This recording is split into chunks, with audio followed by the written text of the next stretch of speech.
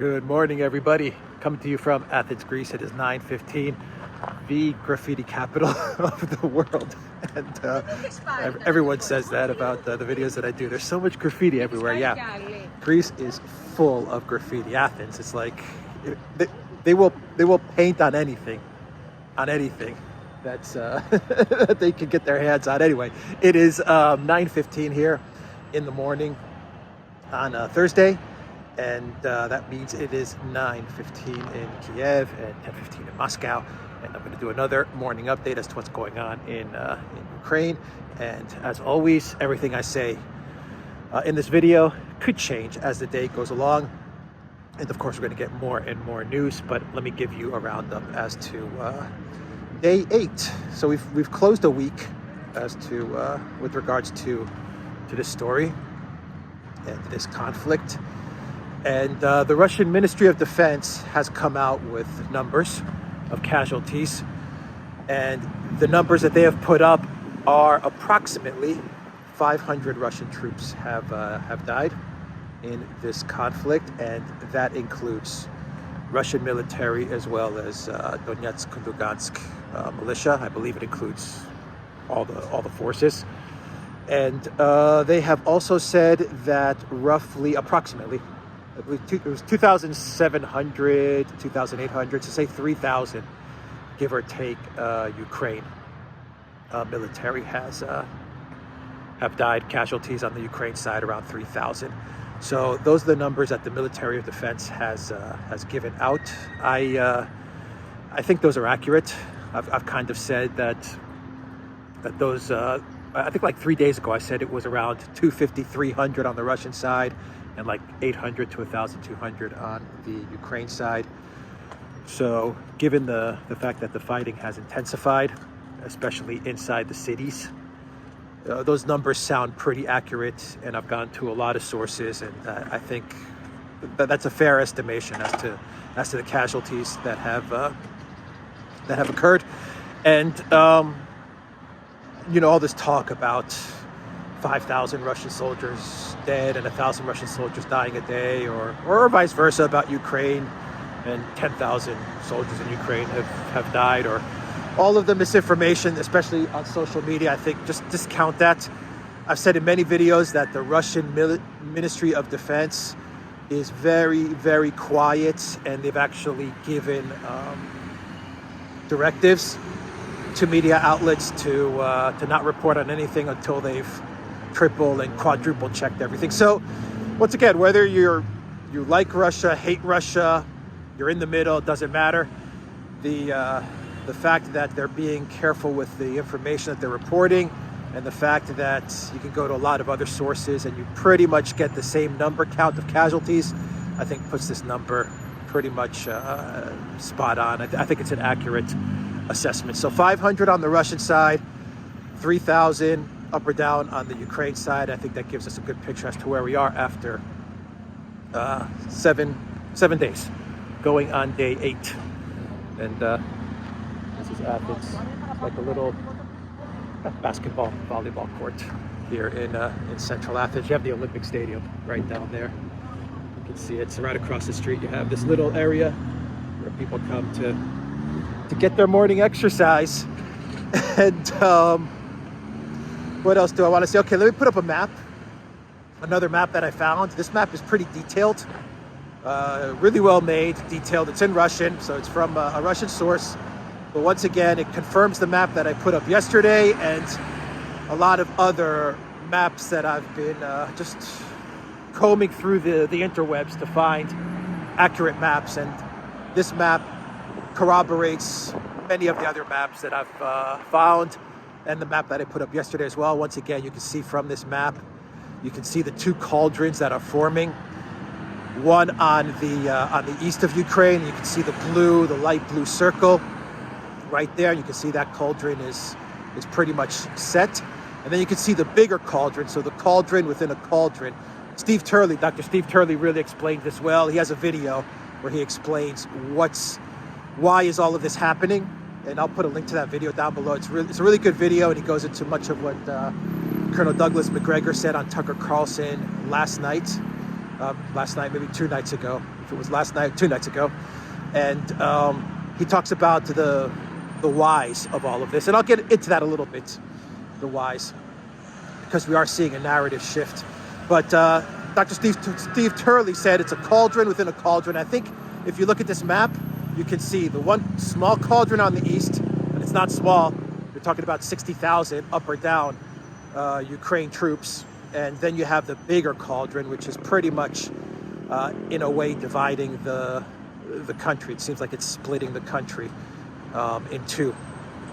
And, you know, if you look at that wider cauldron, you can start to see that as the Russian troops move from north to south, you can see that Odessa now is about to be encircled, and we'll see what happens there. So Odessa is a major, major city. And, you know, you have the entire coastline pretty much in control of the Russian Navy. They control the airspace. And so Odessa will be a city that we need to keep an eye on, because that's a major city, and it looks like it's going to be surrounded very soon.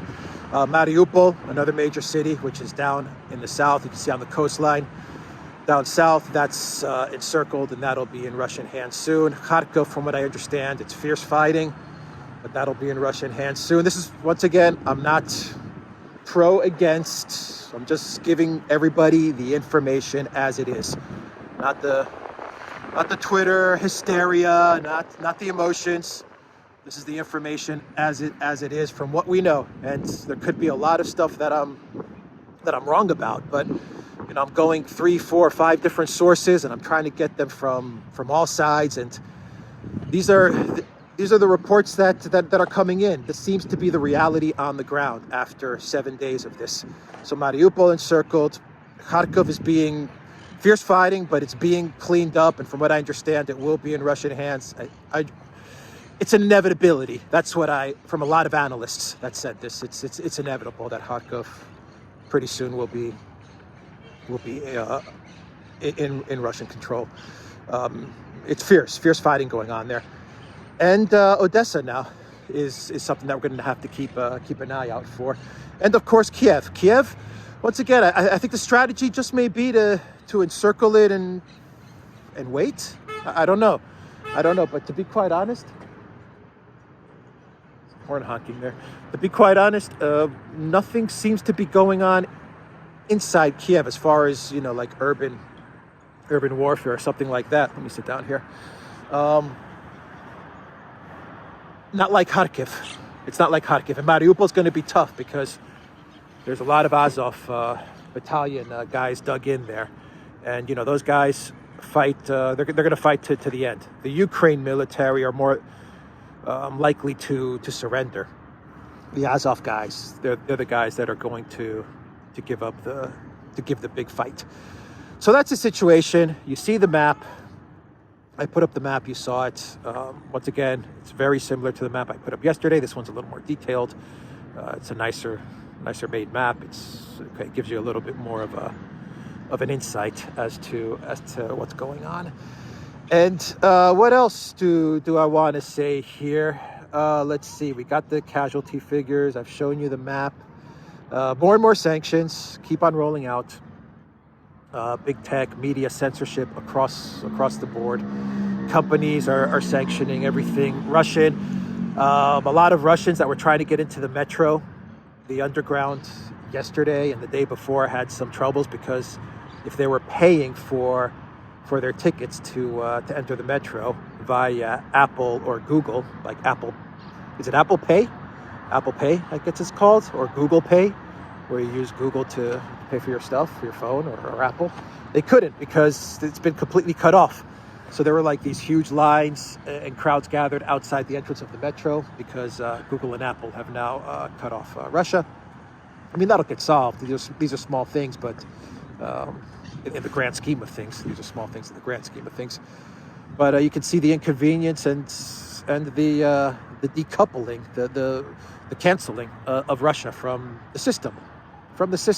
Here's a pigeon, one of the sanctioned pigeons, by the way. That pigeon is sanctioned because he's who's been to Russia. Um, Going on that point, there's actually news coming out that Russian cats are now being sanctioned from competing in like international cat competitions. I'm not sure the details. I'll put something up right now on the screen so you guys can read the headline. But yeah, I was talking about the pigeons and how they're going to start sanctioning the pigeons that have flown to Russia because it's just sanctioned hysteria. And well, sure enough, the next day they sanctioned cats. Yeah, so there was an interview of someone actually from a Russian citizen who gave an interview with regards to not being able to use Apple Pay and Google Pay to enter the metro now to go to the underground. And that person said an interesting quote, and I'll try to dig it up and put it on the screen. That person said, "This is what we get for being so dependent on like the Western system." It was something along those lines, and I'll put that quote on the screen once again. It's from Summit News and Paul Joseph Watson. But I thought that was an interesting response. It wasn't what I think the collective West was hoping someone to say. And of course, it's anecdotal. It's one or two people. But I imagine the collective West was hoping that people would be saying, you know, damn Putin, you know, curse him. But instead, you may be getting the response. And once again, this is anecdotal. You may be getting the response from Russian citizens of, you know what, this is what we get for integrating into the West. And I think that's a more likely response because what we've seen with sanctions, whether it's been North Korea or Iran or Venezuela, what we have always seen is that the more you sanction a population, the more that population digs in. And they end up actually supporting the government more and digging in and just getting stubborn and saying, you know, we won't accept this type of economic pressure, this type of warfare. So I really, you know, judging from what's happening with the population in Russia, some of the polling numbers as well, I don't think the sanctions are going to lead to the regime change that many in the collective West are hoping for. It may actually lead to the exact opposite. Anyway, what else do I want to say? A lot of the narrative is changing. By the way, all the maps I've shown you, what I've just said right now, I think points to the fact that the hysteria, the sanctioned hysteria that's going on, sanctioning even cats, Russian cats, I think it points to the fact, in my opinion, because I want to be very clear, because I know, once again, everyone's emotions are at level 12. We can conclusively say at this moment in time, and things could change, that Russia is winning the ground war. They're losing the media war. We've said this many times. They are losing the media war. Once again, that's in my opinion. But the actual fighting, I mean, it seems like it's going well for them. You know, because there's a lot of people that's saying it's not going well and, you know, Russia is not doing well. I think we can put that to bed. If you look at the map that I showed, if you look at the hysteria and the emotion that's coming from the collective West, remember, Russia has been dead freaking silent. Someone in the comments from my last video said that it's very telling because what you're seeing is emotion and hysteria from the collective West, and you're seeing stoicism from Russia. You know, very stoic, very quiet, not saying anything, not doing anything, not taking any real actions, aside from the fact that they closed their airspace to European carriers. That's really all they've done. They haven't shut down the gas. They haven't taken any actions there. They've just come out with a few statements saying we're going to respond in time. What the Russians are saying, the government, is they're saying, okay, sanctions, noted. SWIFT cancellation, noted. Central bank booted out, noted. Apple, Google, noted. Corporations banning us, noted. IOC and UEFA and FIFA and the football leagues canceling our athletes, noted. It's like they're just making a checklist. You know, European countries that are sending arms to Ukraine via Poland, or are trying to, because they're never going to get there. They're saying noted, we're not going to forget, and that's all they're doing. And so you are seeing emotion, and you're seeing a very stoic Russia. To me, that's another indication that the actual ground war is won. It's inevitable, and that's what Colonel Douglas McGregor said. I believe that those were his words, that it is inevitable, the outcome of the war. And I think when you look at the maps, you look at the reactions, the massive sanctions that just keep on pouring out without any type of measure, without any type of calm, or just the sanctions that are pouring out just seem kind of, at this point, just like random. Now it just seems like everyone's just getting on board and just sanctioning whatever they can because it's cool. You know, it sounds weird that I'm saying that, but that's what it seems like. You know, we're going to sanction cats now from competing. We're going to sanction athletes. We're going to sanction Russian skaters. We're going to kick out students from universities. It just seems that now it's taken on this virtue signal type of trajectory. It's not systematic at this point. Anyway, so that's the situation. I think that's taking place, and we can just start ignoring anyone that's on Twitter or social media that's saying Russia's not winning the ground war and it's going badly for Putin, and you know, this has shown that the Russian military is weak and ineffective. I think we can put that to bed, conclusively to bed. And once again, this is not about whether you're for, against, wherever you lie on the political spectrum or the policy spectrum or whatever. Reality is reality, and the ground war is Russia's win. The media war is the U.S. The U.S.'s win, because the EU, it's not really a win for the EU. What this shows is the U.S.'s superiority in soft power. That's just the reality. I'm trying to think if I have anything else. I do want to talk about Greece and Germany, but I'm going to probably do that in a separate video with regards to why Greece sent weapons and why Germany, and the fact that Germany is sending weapons and increasing their military budget. I think that's an interesting story, but I do have some information on Greece, but I'll do that in a separate video. I don't think I have anything else to say. You know, a lot of people are talking about the why. Why did we get here? You know, why is Russia doing this? And I just want to say one thing before I sign out. You know, Zelensky and Ukraine, for 8 years, we've had this NATO question with regards to Ukraine. And for 8 years, you know, Ukraine has been encouraged to enter NATO, that they're going to get NATO membership and EU membership, but you know, who cares about EU membership? The fact that Georgia wants to enter the EU, why do you want to enter a dying, corrupt institution like the European Union? Why would you want to become poor as a nation? I just don't understand it. But anyway, Ukraine and NATO. One second here. Walk through. You know, for the better part of 8 years, you know, Ukraine has been promised NATO membership when everyone knew it wasn't going to get it. And everyone is asking why.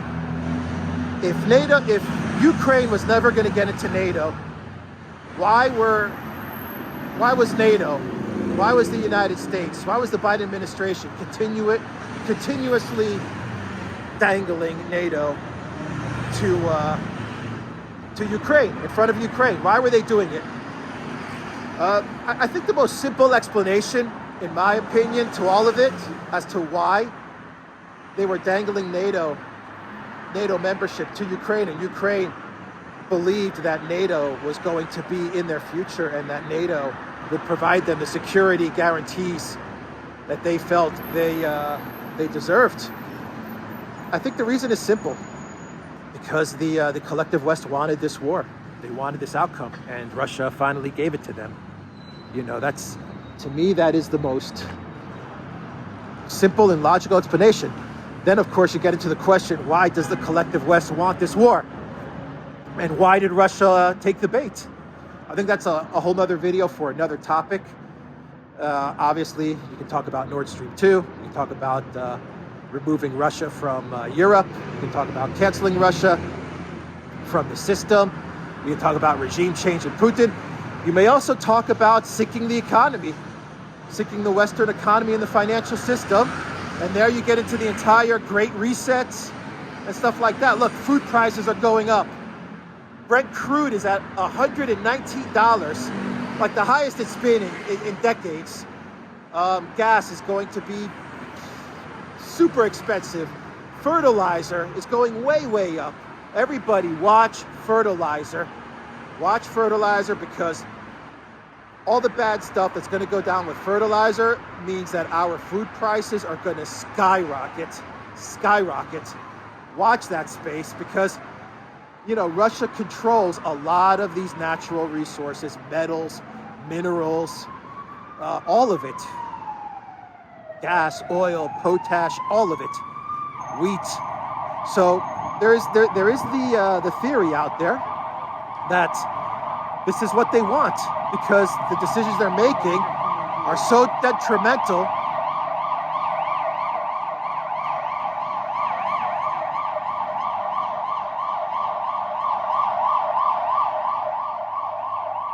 I told you guys, Athens is like super noisy city. But let me get over here where it may be a little quiet under this orange tree. See the oranges, and of course the graffiti. The sanctions are so detrimental to the West, to the people of the West, the everyday people. The oligarchs and the rich people aren't going to feel any of this. They're not going to care. But ordinary people are going to feel a lot of pain, whether you're in Russia, whether you're in Europe, whether you're in the United States. It's going to like really wipe out the middle class in a big way. And there you get into the theories of you know, is this just a continuation of the 2 years of the coup? I don't know. So, you know, why NATO was dangled in front of Ukraine and when Ukraine was never going to get into NATO, you know, the answer to that question is simple. They wanted this war, and Russia gave it to them. Once again, you don't have to agree with Russia, or you may disagree and think that it was a big mistake for Russia to do this on a strategic level. On a policy strategic level, many people are saying this is a big mistake for Russia as well. Who knows? But you know, there's no doubt that this is going to cause a lot of suffering and a lot of pain on a global level. And that's the second why that we're going to continue to try and unravel. Anyway, everybody, that is the video, theduran.locals.com. Check out Alexandra's channel, check out the Duran channel and all the live streams we're doing. I am going to sign out from a noisy Athens, Greece. Take care.